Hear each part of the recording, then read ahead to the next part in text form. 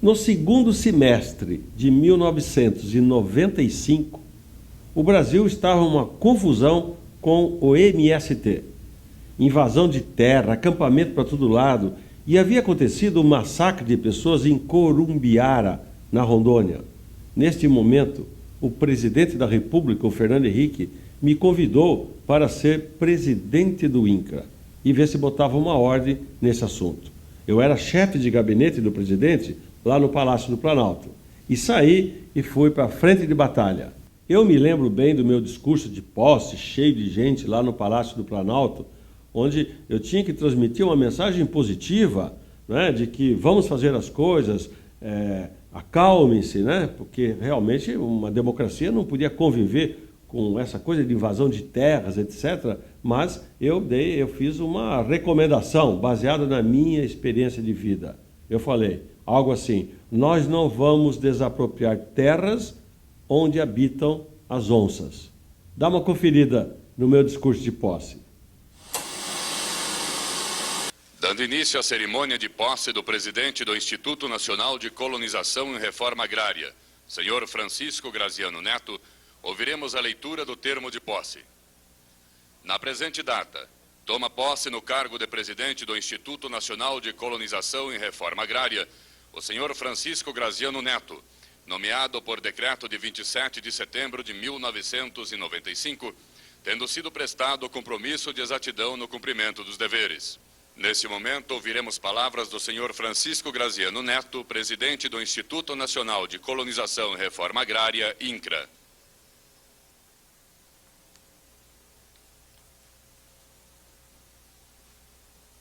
Meu ministro da Agricultura, demais ministros, senhor presidente, autoridades do Legislativo, senadores, deputados, senhor presidente,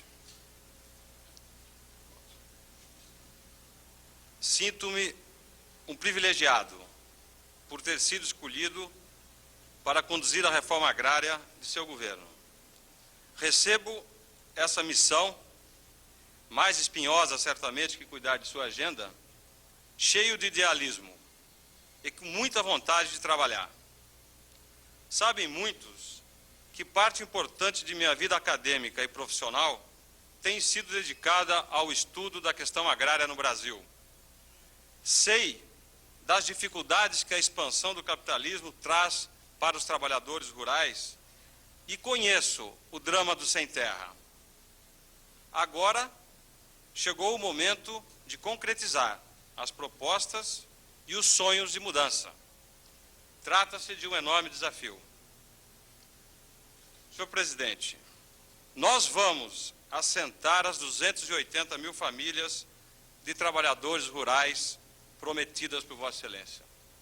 Que ninguém duvide disso. Ouso dizer mais. A questão agrária no Brasil é maior do que o assentamento do sem terra. Muitas outras ações de política fundiária terão que ser realizadas para efetivamente democratizar a terra no Brasil e levar cidadania aos homens do campo. A legislação agrária terá que ser aprimorada para agilizar as desapropriações. O inócuo Imposto Territorial Rural precisará de radical alteração. Os pequenos agricultores familiares não podem continuar sendo espoliados, nem tampouco os boias-frias continuarem sofrendo com o trabalho vil. A tarefa, portanto, é grandiosa. E nós a cumpriremos, senhor presidente, seguindo sua diretriz, sempre dialogando, discutindo, tudo às claras, explicando, procurando as soluções junto com os interessados na reforma agrária, que são nossos parceiros e não adversários. Em conjunto, governo, Congresso e sociedade civil, definiremos rapidamente uma agenda de compromissos que norteará nossas ações.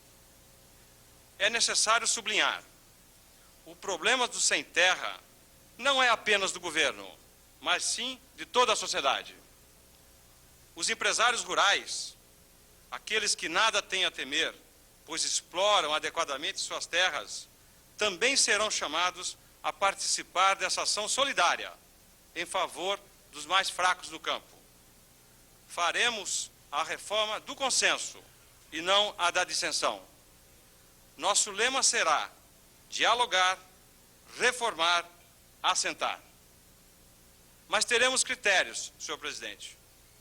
Nada de desapropriar terras onde habitam as onças. Não permitiremos que, em nome do combate à pobreza, se destruam as florestas e se agrave a devastação ecológica. Tampouco cederemos aos gritos das minorias extremadas. O acesso à terra precisa ser garantido aos filhos dos pequenos agricultores, cujo brado pela terra é silencioso. Senhor presidente, essa utopia viável, conceito que aprendi com Vossa Excelência, guiará nosso trabalho. Minha equipe e eu nos dedicaremos a essa missão com o máximo de nossas forças. E se porventura rondar o desânimo, buscaremos energia nas entranhas de Pachamama, onde o Marcos Freire e o Raduan, junto com os demais que morreram pela causa da reforma agrária, estarão torcendo por nós. Muito obrigado.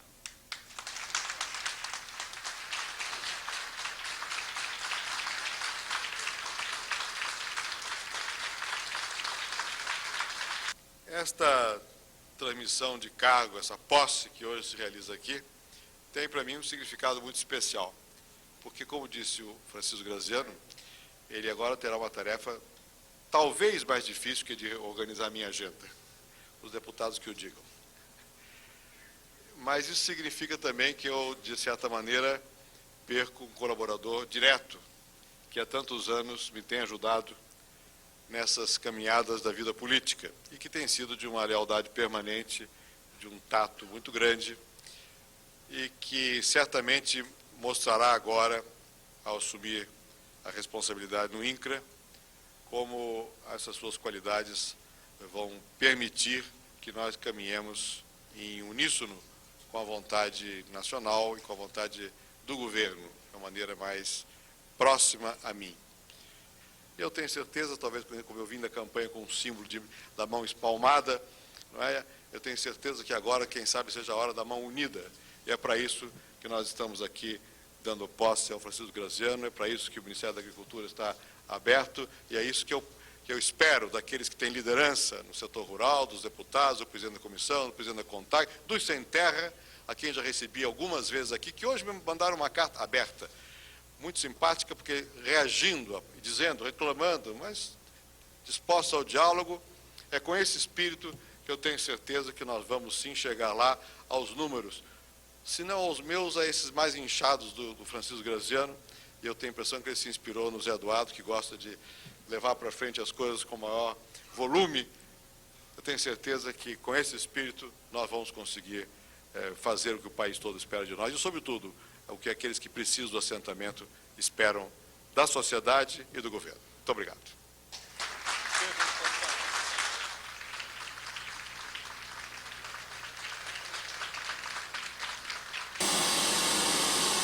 O momento, vocês viram, era denso, era sério, um problema difícil de ser equacionado historicamente, a questão da reforma agrária, mas eu fui à luta.